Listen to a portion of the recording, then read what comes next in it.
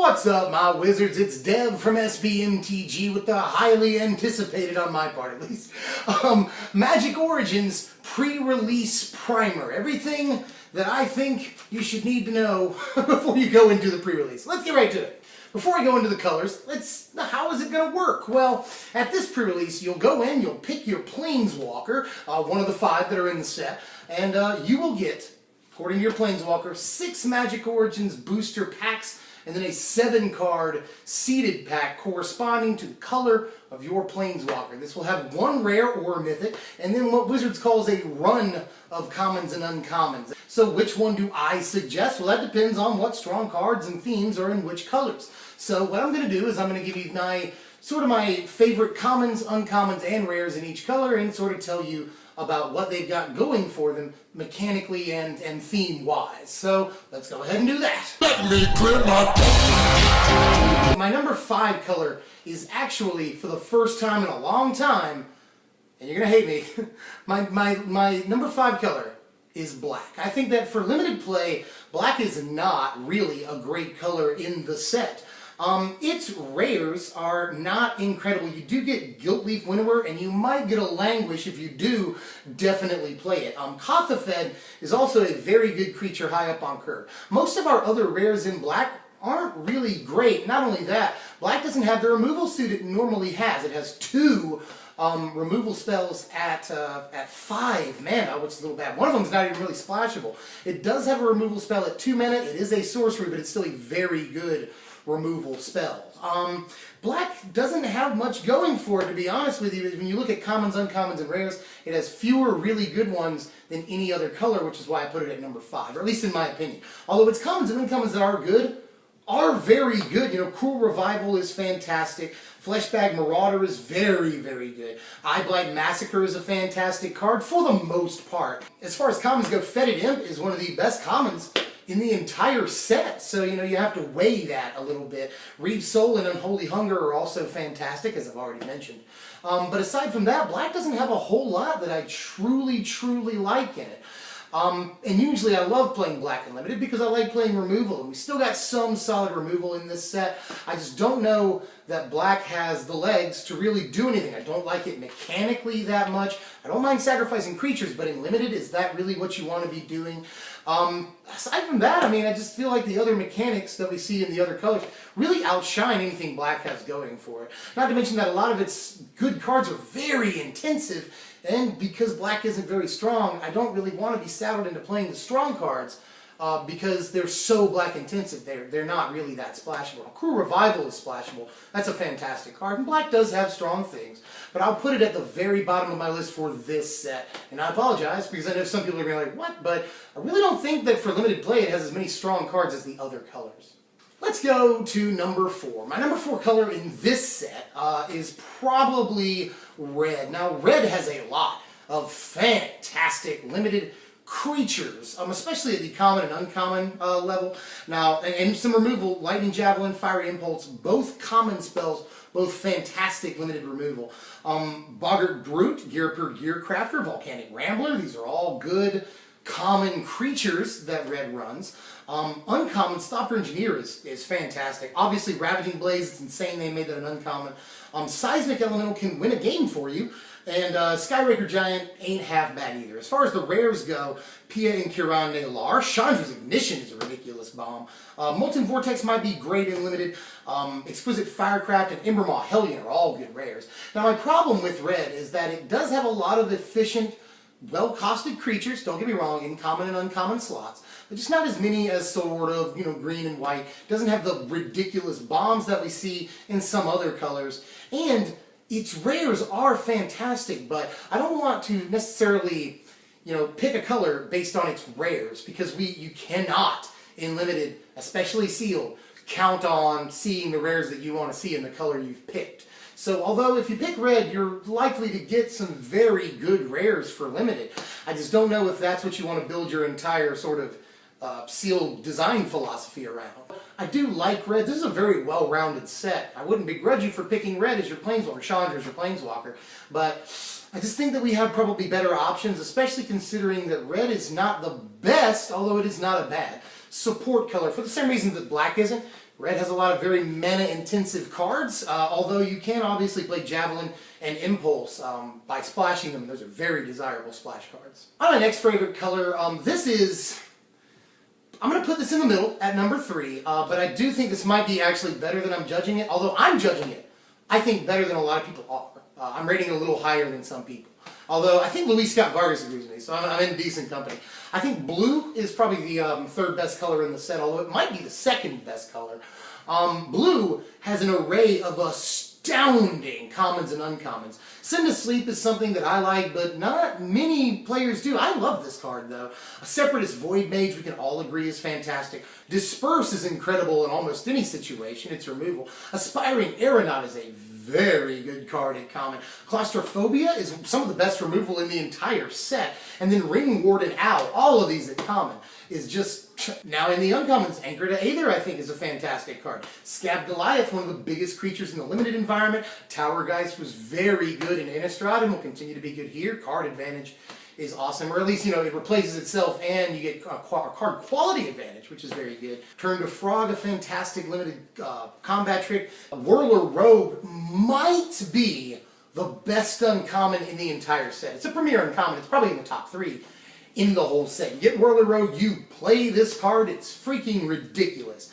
As far as the rares go, that's where blue doesn't necessarily shine in limited. Although Soulblade Jinn is real. That thing is ridiculous. Like, and he looks like the genie from Aladdin too, so I'm partial to him there. Just a badass version of the genie from Aladdin. But in any case, Soulblade Jinn is freaking nuts. Willbreaker looks nuts. Dr. Spy Network, if you can make it do what it's supposed to do, it looks pretty darn good in limited. And then Displacement Wave, some people are saying isn't great in limited. I think it's really good. Especially considering bounce effects are pretty okay in a format full of renowned creatures that you want to, I guess, reset, you know. So I think that's pretty important too. I think blue is a color that people are sleeping on. Lots of premium flyers that give you, you know, flyers when they come into play. You know, the teams that make Thopter tokens are very good, especially the blue ones. And blue has a lot of very good removal in the form of Disperse and Claustrophobia and a couple of other things. I like blue an awful lot in this set, and I may pick Jace as my Planeswalker at the pre-release, although I'm leaning towards someone else. I'll tell you soon.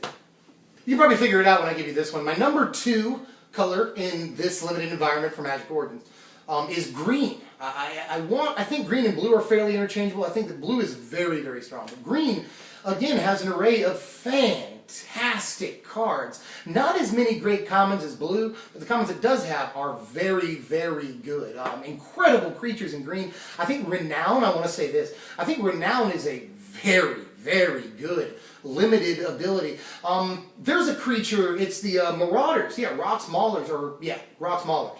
When that gets through, it's just ridiculous. Now, Trample is obviously a great ability for a renowned creature. This thing is common, which is crazy. 5 mana, 4/4 is very good with a couple of abilities tacked on. It's just, this could have been an uncommon. Little pushed in the common slot for limited. And Trample is the most relevant ability for a renowned card to have. We see some things in red with haste. That's good too, but Trample is a great renown enabling ability. And it's a runaway ability, like I said in the spoiler. If you're getting through with a 4-power guy, the opponent's already having a hard time of things. So if you then have a 6-power guy, it's going to get even worse for them. You can run away with the game. There's a couple of very good cards with renown. And I think it's probably the best mechanic in this limited environment. Green also has Orchard Spirit, which is sort of a cheat kind of way to give it a Windrake type creature.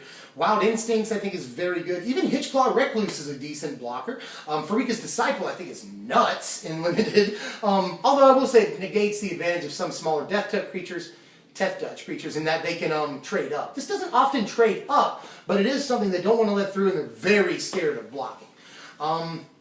Sky Snare Spider is probably also in the top 3 uncommons in the entire set. I won't even say probably, definitely, maybe the best. Some people saying, me included, this could see standard play with all the ridiculous flying giant dragons that we see, and this comes out theoretically faster because we're playing green. I love this card a lot, especially in limited. It's ridiculous. Somber Wild Alpha, very good in limited, and also Undercity Troll is good. Green has a lot of fantastic rares too. Outland Colossus, Gia's Revenge is crazy. Evolutionary Leap, very, very good in limited, and a lot of other stuff too. So green, I think, is just an all-around very strong color, and Renown is so good, and you can guess what the next ability, or the next color is. It also uses Renown. Renown is so good, and the creatures that it has are just so efficiently costed that I think green is going to be a force to reckon with and pairs very well with other colors too. Now for the number 1 color, I've pretty much given it away already. This is white. A lot of people say white's the best color in this limited, and I cannot disagree with them. White has easily, in my opinion, the best commons and especially uncommons in this limited environment. Let me go through some of these commons. Topan Freeblade, possibly the best common in the set. Stalwart Avon, decent bodied flyer. Acheron Jailer, great in the late game. Celestial Flare, insane, that's very good, cheap removal. Enshrouding Mist, great combat trick, reminiscent of God's Willing, or Johnny's Presence, more so. Suppression Bonds, straight up removal. All of these are commons. Let's go to the uncommons. War Oracle, a 4-mana 3/3 is always good, plus Lifelink and Renown is insane. Lifelink is so good and limited. What else? Patron of the Valiant card is insane. A 5-mana 4/4 flyer with upside for your Renown limited deck, which is crazy. Blessed Spirits, which is yet another Windrake type card. This one with a great upside. Console's Lieutenant, good in standard, good in limited. Swift Reckoning, insane removal at the uncommon slot for very cheap and is splashable. Even if you don't have Spell Mastery, still a more than great removal card in limited. So white just has all the best commons and uncommons, the cards you're going to see the most of in limited. And I definitely think that Renown is a great limited ability mechanic. And white and green they both have some of the better uncommons and commons in the whole set. So I just think that Selesnya is sort of poised to be possibly the best limited combination, although there are other good limited combinations. Green-red is pretty fine. Black goes good with things as long as it's the primary color. Black-blue is always an important deck. Blue-white skies is going to be very, very good. I think in this environment, that's probably what I'm trying to play. I'm going to pick Gideon as my Planeswalker if he's still available. If not, I'm going to go Jace. And then if not that, probably Nissa. But I understand that's out of order, but I like playing flyers in limited, so I'll go with that. That's another thing, is no matter what order these are ranked in, go with what suits your play style the most. I cannot emphasize that more. If you don't like Renown as a mechanic, if you don't like necessarily that sort of combat, then don't go with it. I think blue is a fantastic color. You can make a great combination out of black and red, sort of burn the opponent out and use huge creatures. That's pretty good. So I think this is actually a fairly balanced and exciting limited environment. Innistrad is known as the best draft environment ever, the best limited environment ever. I think that this might just, from what I've seen so far, what I've tested so far, what I've seen, this could possibly overtake it. We see a lot of really good draft archetypes in this set that are just, there are whole cycles that are meant to be drafted, but are hard to play in sealed. There's a huge degree of separation between draft and sealed in this set. Overall, though, these are my sealed ratings. Gets a little different when we talk about draft. Red gets a little bit better because you can draft the blue-red artifacts deck. There's a few things you can do. But these are my ratings for sealed. As far as the gold and artifacts cards go, artifacts, I didn't really see a whole lot that I would be like dead set, I'm immediately playing this. Throwing Knife is a fantastic, that card is ridiculous. Love that equipment. The Savannah Lions, he's pretty good. I just really don't see a ton of amazing artifacts for us to play. As far as the gold cards, you will play whatever gold card you get for the combination that you are currently playing. Especially, that's why I want to play Blue-White Skies. If you get the Drake for Blue-White Skies, he's just unbelievable. He's just probably the best one in limited, I would say. I'm Dev. I hope you enjoyed this content. Let me know if you have any beef with me in the comments, or what you did enjoy about this. If it helped you, go to your pre-release. Don't just take my word for it. Go to Channel Fireball, look at LSV's articles on this, and all sorts of people have, pre-release primers up right now. So go to them too. I fully encourage that, and get as much information as you possibly can. I'm Dev from SBMTG. That's my 2 cents on the Magic Origins limited environment, at least for sealed. Hope you enjoyed it. If you like the content, share, do that. That's very important. Comment, let us know what you think. And of course, if you haven't done this yet, subscribe, because it's almost deck tech time now that we've got the whole set review. We're done with spoilers. We're done with the pre-release primer. We can focus on what we love to do and what you love us to do. You've pretty much made that clear. Deck techs. We've got a lot of insane ideas for this format, so stick with us, subscribe. There goes all my stuff. Final Fantasy X and Kingdom Hearts are awesome games. I was going to say, I don't like them that much anyway. Those are fantastic games. Anyway, babbling. I'm Dad from SBMTG. Thanks for watching, my wizards.